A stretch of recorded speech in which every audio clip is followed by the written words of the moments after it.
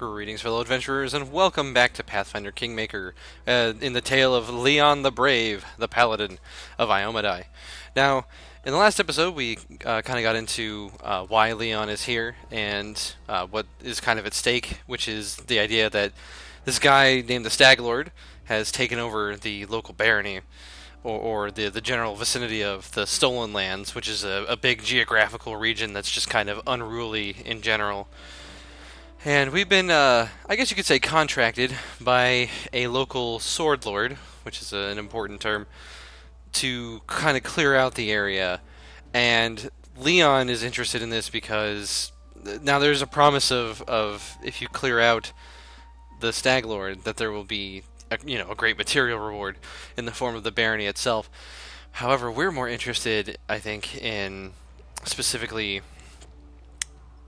the actual cleansing of the land, so to speak. We're kind of a crusader, and so Leon's path has taken him to defeat the Stag Lord, who he now considers his ultimate enemy, because he's almost certain that what happened to him when he was a child was a direct result of either the Stag Lord or someone like the Stag Lord, and so we're going to take off and try to deal with him. But for now, the estate of Jamandi Eldori is currently under attack by assassins, presumably sent by the Stag Lord, and so we're trying to figure out what's going on. It's the end for you rats! Leave this one to me. Now we've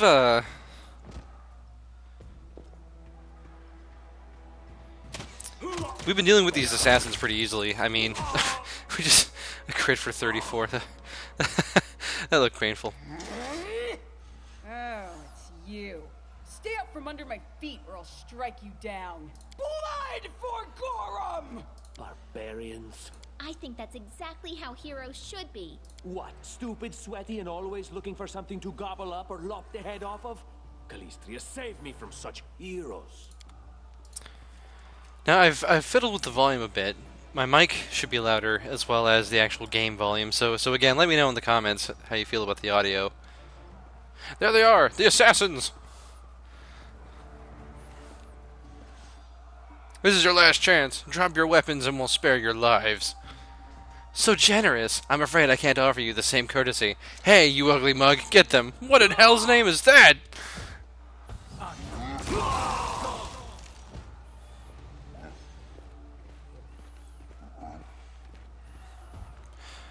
A lesser man would of course be frightened at such a prospect, but a paladin knows no fear. And so we shall charge into battle. Let's check and see if these guys have anything useful on them, though. At least a couple of potions. A potion of enlarged person, that's a pretty useful one.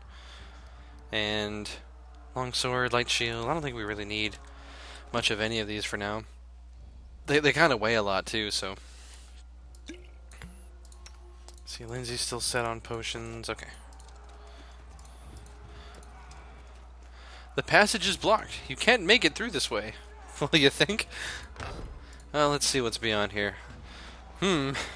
Dexterity, you say? Well, we're not exactly the least dexterous person in the world, but we should leave this to Lindsay. Let's see if she can get over. Let's see. First of all, we're going to expand the chat a little bit. And let's see. Dexterity check. We needed a 7. Lindsay rolled a 19, so I think we got it. Right, our initiative check wasn't the greatest. We're going to try to charge this guy. I don't think we're going to be able to because he's charging us first, so. And then we'll just have these two just make attacks with their crossbows, I think. Yeah, let's just do a normal attack. Alright, we missed. What did we roll? Rolled a 2. Alright. He's got a 12 AC, so we still got over a 50% chance of hitting him. I say we just go for the power attack. For those who don't know, power attack, of course, is a feat that lets you trade your accuracy for damage. So we lose 1 point of attack, but we gain +3 damage while using a greatsword, or any one-handed weapon, two-handed. We miss again, and then Lindsay gets a critical hit, turns him into little giblets. Very unfortunate for him. And we have a short bow. So here's the thing. I don't know exactly how they're ruling it in the game. I know that a light crossbow takes longer to load than a bow does. And so while it may not help Lindsay right now, in fact, it'll lower her overall damage output, I believe, if we give her this short bow. But the thing is, she takes a strength penalty, right? Because she's not actually strong enough to pull the bowstring back. Presuming that is a short bow, yeah, it is. Well, that's it's really unfortunate, actually. Let's go ahead and keep her on the crossbow then. I knew there was a reason I did that on my previous save, but I wasn't sure. Alright, let's see what's beyond this door. An armory. I'm sure Demani wouldn't mind if we borrowed some weapons. I suppose he's got a point. I don't feel quite right taking these weapons, although I'm sure we can return them to Jamandi after the fact. Although, let's see, some banded mail. What are we currently wearing? We have some scale mail. I think that banded mail would actually be an improvement for us. Let's go ahead and take that, equip it. Alright, so our armor class has gone up 3 points. That's rather impressive, actually. Why is it 3? Why did it go up 3 points?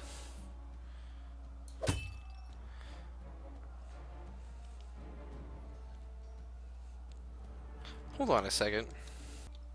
Okay, so in between recording the last episode and this episode, I had forgotten we had taken armor focus as a feat, which gives us an additional +1 to our armor class while wearing heavy armor, which explains why it's more than just a +2 for upgrading to that kind of armor. We will keep this breastplate.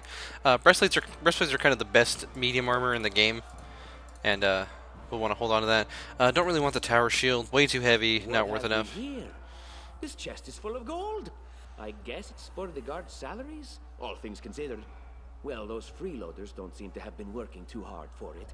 Maybe we should pocket it instead. What? No, we're heroes, not thieves. Who said we were stealing it? We'll just take the gold for safety so the assassins don't get it.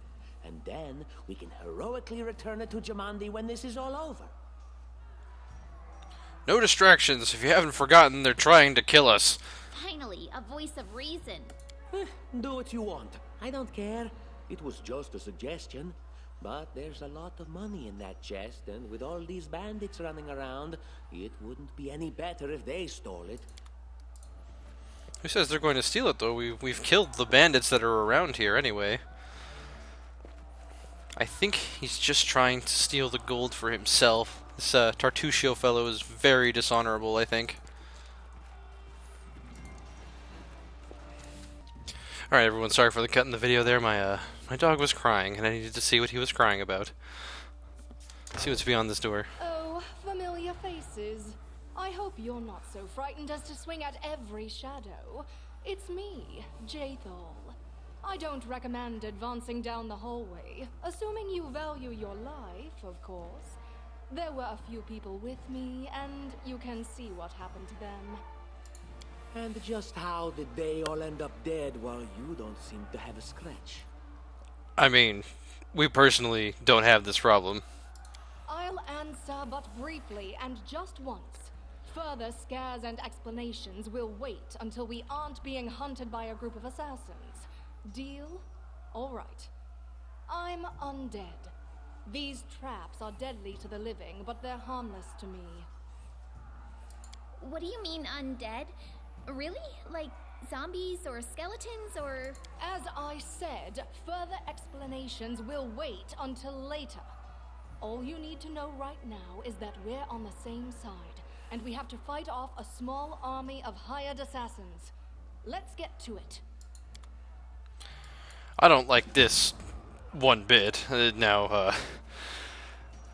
of Iomadi's main tenets, of course, is that we destroy undead. They're evil abominations according to Iomadi's teachings.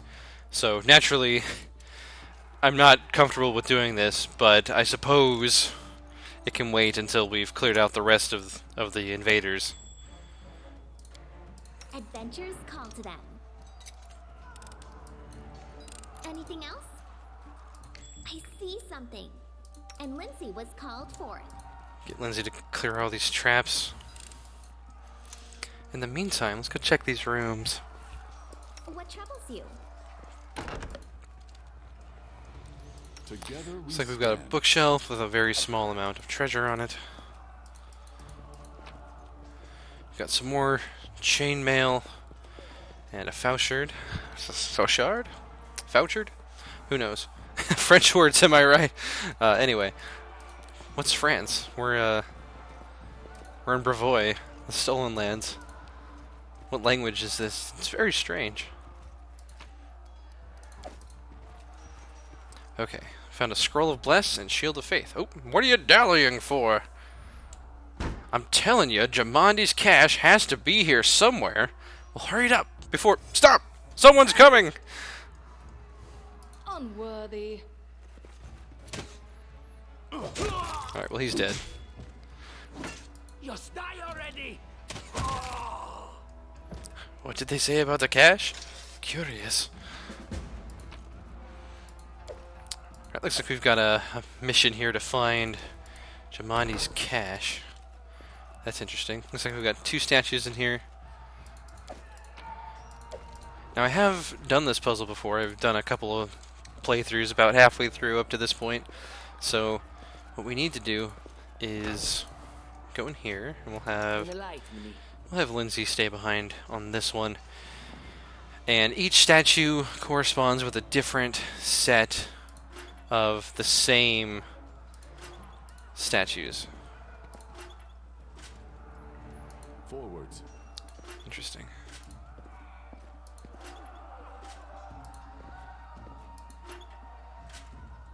So we've got all but one.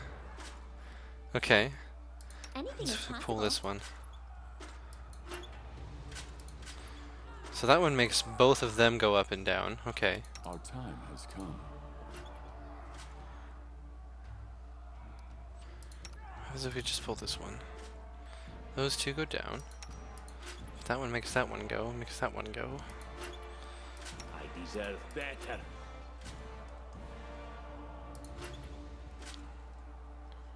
Let us not hesitate.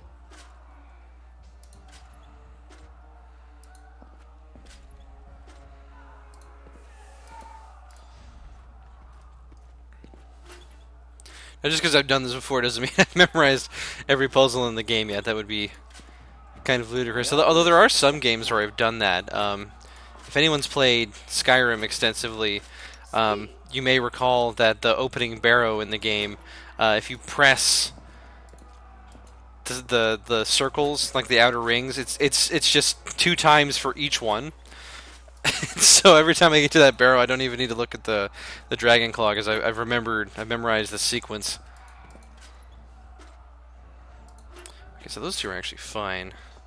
What I wonder is which one is connected to this one. So that one does those 2. I will see this through. That one affects those 3. That one only affects those 2. Okay. Then that one goes down. So what happens? That one goes up.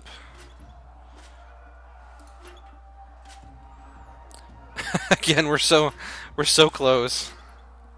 This is aggravating. If it takes too much longer, I'm just gonna pause the recording until I figure this out, because really it's a series of trial and error. Jathal, you're in the way. Come on. I know you're undead and all, but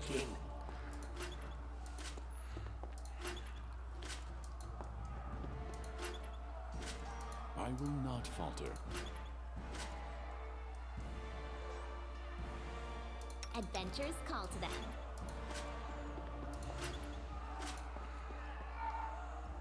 Share your will. Together we stand. okay. I'm gonna pause the recording while I figure this out. Alright, so it turns out there's a passage for both getting all the swords to be pointing up on these statues and for pointing them down. I actually didn't know about the ones pointing down, so that's actually something new I learned for this playthrough here. So let's go ahead and pick up all the items in this room. Is there anything we missed? This. And so it all looks like it's just random miscellaneous items to sell to shops and such. So we'll just go ahead and collect all on those and head on our way and see what else is beyond here.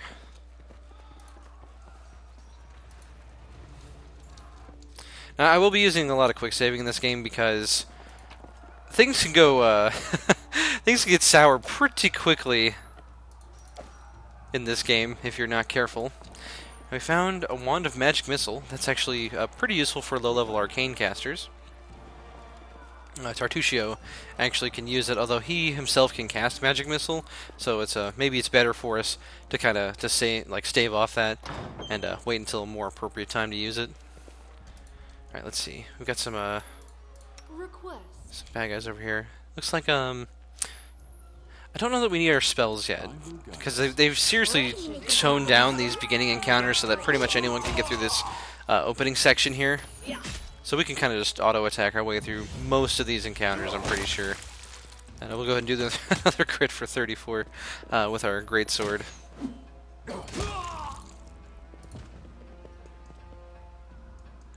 Who's this? I can sense your silhouette hovering over me. It won't be much longer. Soon we shall meet, O Lord of Oblivion. Let's see. Looks like Tartuccio's our best bet. Let's see. Aren't you being a bit premature? I mean, look at yourself. You've barely got a scratch. That's impossible. Oh, it seems you might be right. It seems I will live. I suppose I must postpone meeting my god. Not for long, I'm sure. But while we remain in this transient world, Arim is at your service. Well, that's excellent news. Alright, looks like we've got a Harem, who is a cleric. Chaotic neutral. I believe if we go into his abilities... Where do you see class levels and abilities? Oh, here we go. Yeah, class. So he's a level 1 cleric as far as his progression goes. Now it is my personal opinion that most classes in Pathfinder, it's usually a good idea to just stick with one class, because a lot of class features evolve and expand depending on how much time you spend in one specific class. So that's kind of what our game plan is going to be with most of these characters.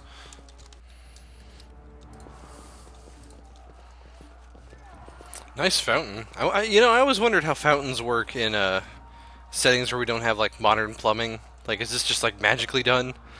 I don't know. So I think it's an important question. You, run and get an axe. You, bring more water. You, stay here and hold our defense. Those assassins are still around here somewhere. Aha! Some of our guests survived. Good. You need to get to the banquet hall and help Lady Jamandi. I saw this man speaking with Jamandi before this all happened. Who are you exactly? Peston, House Gares, a fighter in the service of Sword Lord Jamandi Aldori. Right now, I'm in charge of the mansion guards. As you can see, there's a lot to do. Do you need help putting out the fire? No, we'll manage. I've got my best people here, those who still live. Your place is by Lady Aldori's side. It doesn't seem right. What if some of the guards are wounded? We need to help them. Where's the hall? You'll have to run through the fire.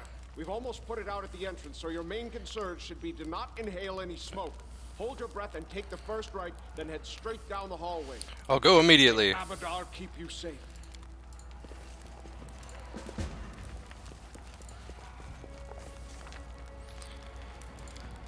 And so our adventure started. Earlier and much more tragic than we'd expected. The whole team who'd gathered in the hall yesterday had been reduced to but a handful of brave souls, led by Leon the Brave, and not at all by that scoundrel Tartuccio, no matter what he might have imagined of himself. Jamandi Aldori was waiting for us, but to get to her we'd have to march through fire, literally. As we approached the burning building, we don't have time. These things don't seem... I mean, sure, drenching ourselves in water might seem intelligent, but we need to be brave right now. And so we're going to cover our noses and mouths, and we're going to rush inside. It was a good thing we hadn't wasted any time. After entering the building and taking just a few steps forward, the wall behind us slanted and crashed down with a terrible crackling sound, blocking the way back. While we may not have planned on going back, if we'd come in a little later, the flaming logs and red-hot bricks would have fallen right on our heads. Regardless, we were left with only one way to go. The hot air burned our lungs, and our eyes watered from the smoke, but Leon the Brave led us stubbornly through the flames, while Tartuccio did nothing useful at all. We made it to the hallway leading to the banquet hall when we heard someone calling for us. It was Valerie, one of the guards I'd chatted with a bit in the banquet hall. Even then, in that calm setting, I'd been stunned by her beauty. But now, amid the smoke and flame, she looked like a celestial avenger, an armored deity, menacing, but beautiful and merciful, descending from the higher spires to help us poor mortals. She held a burned, barely living guards in her arms. "There are 2 more!" she shouted as she passed by us. "They are wounded! Help me pull them out!" Tartuccio grumbled something about how Jamandi was waiting for us. Meanwhile, Leon the Brave rushed to save the guards from the fire, or shouted to Valerie that she should leave them and join us to help. Well, we're going to see if we can save the guards from the fire. Well, we failed our athletics check. Saving the poor fellows was harder than it seemed. We inhaled a lot of smoke and burned ourselves more than once before managing to pull them away from the fire. Only then did Valerie pause to catch her breath and wipe the sweat from her face. "Thank you, that was truly noble of you," she said. "And now, let us rush to Lady Aldori's aid." Ensuring the guards we'd rescued were relatively safe, we made our way to the hall, where the battle was already in full swing. Let's see. Well, it looks like we're all fatigued as a result of that, which is unfortunate to say the least. Go ahead and adjust our party formation here a little bit. The end draws near. Alright, looks like we've got a few spells. Now, we are going to be facing some pretty dangerous enemies in here, so let's go ahead and get some buffs going before we head in. I'm going to go ahead and take that potion of enlarged person that we found. I am your shield. Let's see, she has Shield of Faith. Let's go ahead and put that on her because she is using a tower shield. Because she's a tower shield specialist. Now, I have a personal gripe with Valerie because personally I don't think that she's very good. That being said, we're going to make use of her in this exact scenario. Use her AC, her armor, to help us out here. And we'll go ahead and save and enter the room.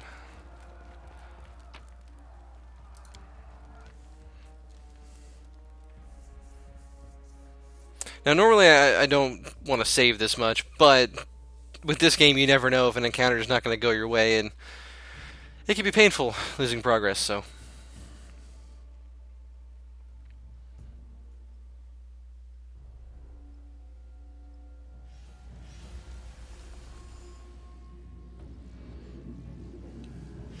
Reinforcements are already on the way. Say your prayers, scum!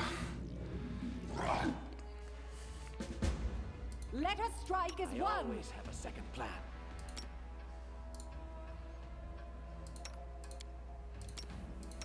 Grotus awaits us. So what we're going to go to do, we're going to cast Magic Missile on this first assassin just to try to help thin the herd a little bit. Lindsay's going to go ahead and use her Inspire Courage ability to get us a bonus to attack and damage. And Harem is going to probably cast Bane, which is going to potentially reduce the combat effectiveness of the rest of the enemy. But first we need to get in range. Do not falter. To victory. Actually, what kind of spells does Jaethal have? She actually has some pretty good ones. She's probably going to need to heal herself in a half a second here, so we'll get ready for that. Is anyone really in range for Bane yet? Not really. We need a couple of hard misses here, but looks like we have cleared this initial wave out. Now, Jaethal being undead, you can't actually heal her with regular healing spells, so her inflict damage spells are going to be quite helpful here. We're going to go ahead and have her heal herself.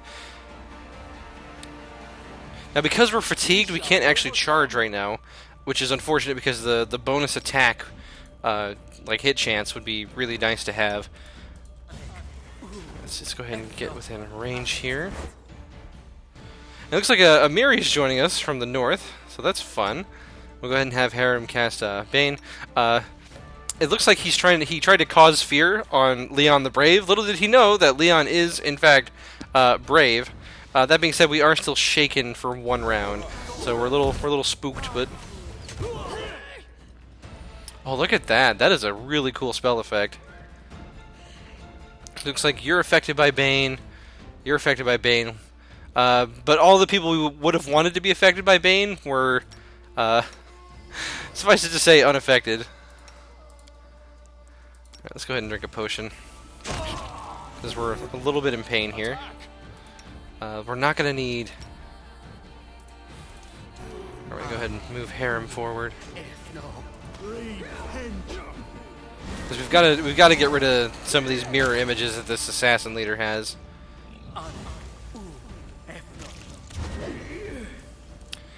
Alright, looks like he failed his concentration check trying to defensively cast a spell. And he's hurting after that 22 that we just put on him, so he should be going down, yep, with Jathal's Scythe. Let's go ahead and kill these Rift Channelers. Now again, if you ever notice the game slow down like it just was, if you tap V and then press spacebar to unpause the game... Oh, look at that. That's a Manticore. Oh, let's pick up stuff off these bodies real quick. Alright, we've got a Bracer of Armor, +1. Useful for mage characters, because it doesn't stack with actual armor. Also very useful for extremely high dexterity, low strength builds.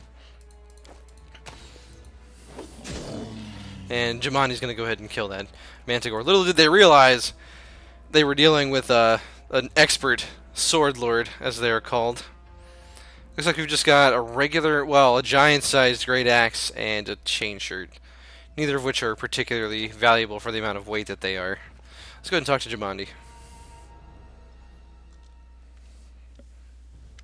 Thank you for your valor and bravery. The enemy was strong, but you were stronger. And that means I made the right choice. Just as I thought, there were worthy leaders among you. I'm especially grateful to them for the courage and common sense they showed while defending the mansion. But this attack means we have even less time than I thought. Someone already knows of our plans and is acting against us. You'll begin your expedition immediately. Lady Aldori, please, I know who arranged this attack. The vile king of Pitax, Iroveti. What's more, I know who among us works for him. Hey, you! Show everyone the ring you're wearing. You think I wouldn't recognize Iroveti's seal? That's why he wasn't killed. The bandits recognized him as one of their own by this signet ring. So it seems our mistrust in Tartusio was well placed, because the ring he gave us bears the signet ring, the symbol of Pitax, and let's go ahead and get some lore on that. It was long a haven for thieves and smugglers. Pitax is a hub for trade in the river kingdoms. It aspires to be a center of culture and higher learning as well, but cannot escape its more unsavory origins. So not a very well-respected city, to say the least, and this kind of thing wouldn't be unexpected of Pitax. But we have a +7 to our diplomacy, so we're going to take the ring from our pocket and say, "You mean this ring? The one you gave me?" Yes. Such a gambit would be typical of Iroveti and his henchmen. And yet, it still seems suspicious. There's definitely a spy among us. But who? All I have is one word against another. I'm afraid you're both under suspicion. I bet my life despise anyone but this man. I saw how he dealt with those creeps with my own eyes. A true warrior. I'd go with him through hell and high water. This purple crook, on the other hand, he's got the eyes of a spy, and the mug of a spy! Lady Aldori, don't listen to this thick-headed barbarian. She doesn't know what she's talking about. During the attack, our leader showed his true colors. He forced us to break into the armory and rob it. Looks like we're going to make another diplomacy check here, and a lawful neutral alignment choice. Forgive me my trespass. In my defense, we were in the middle of a battle and in dire need of weapons. An attack is no reason to break into rooms in Ooh, we rolled a 1. and pocket their property. That was a sound decision. Sometimes one must act at one's own risk and peril, until crossing the boundaries of what is allowed. Showing initiative is no crime. It is insane when faced with death to stop and question whether you may be breaking some law or rule. Even more insane would be to ask forgiveness for making the right decision. Sorry, but your words display a lack of wisdom. What about that trick he pulled right before we came in here? He knew very well you were fighting the enemy, but instead of rushing to help you, he dallied as long as he could, dropping everything to save people from the fire, even though the guards were handling things just fine. He was obviously hoping to show up too late and find you already dead. So another diplomacy check. We make a neutral good alignment check here, and so we need to roll at least a 5. People were dying right in front of me. How could I just walk by? Really, Tartuccio? You're seriously trying to blame someone for saving people from a fire?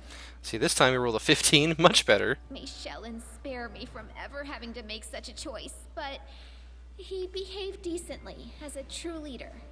A true leader is someone who has their priorities straight, not someone who would put a valuable ally's life in danger for the sake of some servant.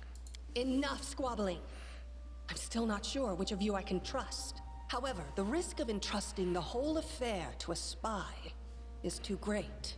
Here's what we'll do. 2 teams will head out. That way, I'll know at least one group can be counted on to serve my interests in the stolen lands. Lady Aldori, most of those who were to set off for the stolen lands have been killed. Those who yet live will require help. Please allow me to join the expedition. I'm sad to lose such a talented warrior. But you're right, Valerie. They have greater need of you right now. Go, and may Abadar keep you. Which of the 2 teams would you prefer to accompany? Abadar is the lawful, neutral deity of cities, law, merchants, and wealth, known as the god of walls and ditches in the Eastern Dragon Empires, and is known to be a very patient deity, as you might expect from someone who is lawful neutral, very organized and disciplined.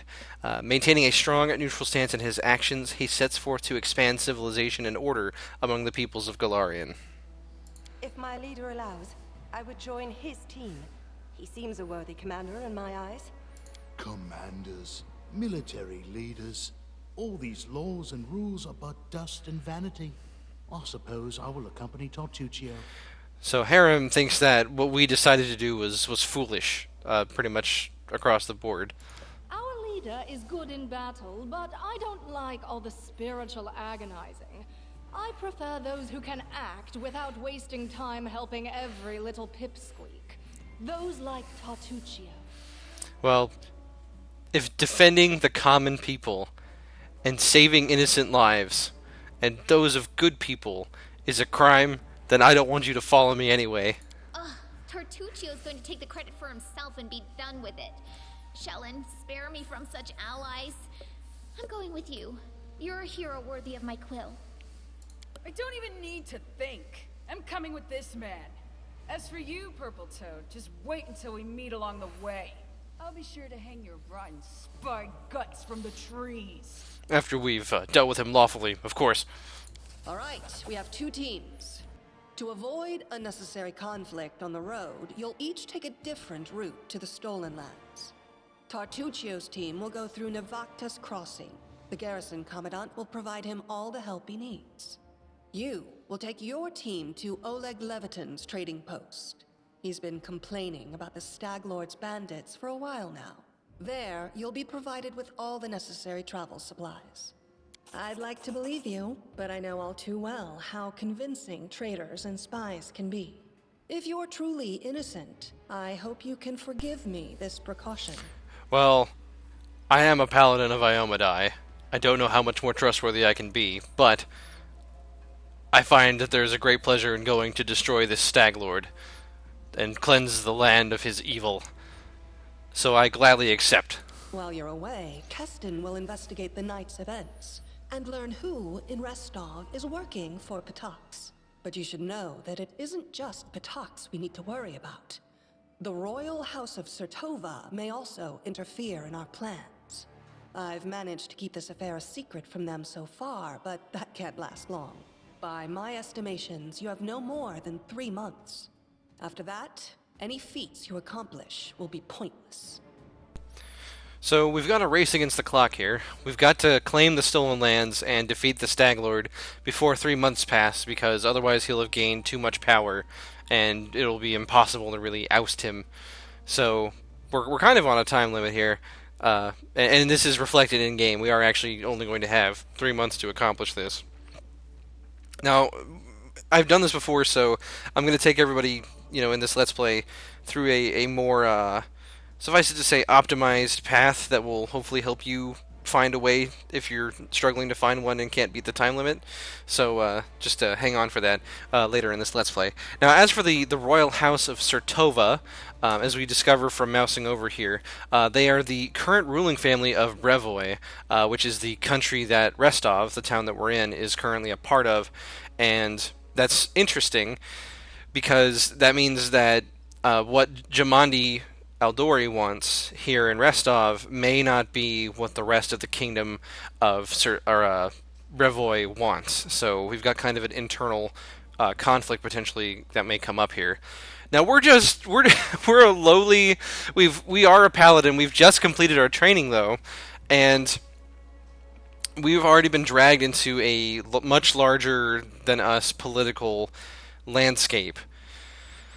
So that'll be interesting to see as in the coming days, because we've got a lot of growing to do if we're going to be relevant here on the world stage, so to speak, in our current politics here in the River Kingdoms. And now, farewell. This battle was but the first ordeal along your path, and you overcame it as true champions of Restov. May the obstacles that follow also fall to your feet. Fear nothing, my friends, and return victorious.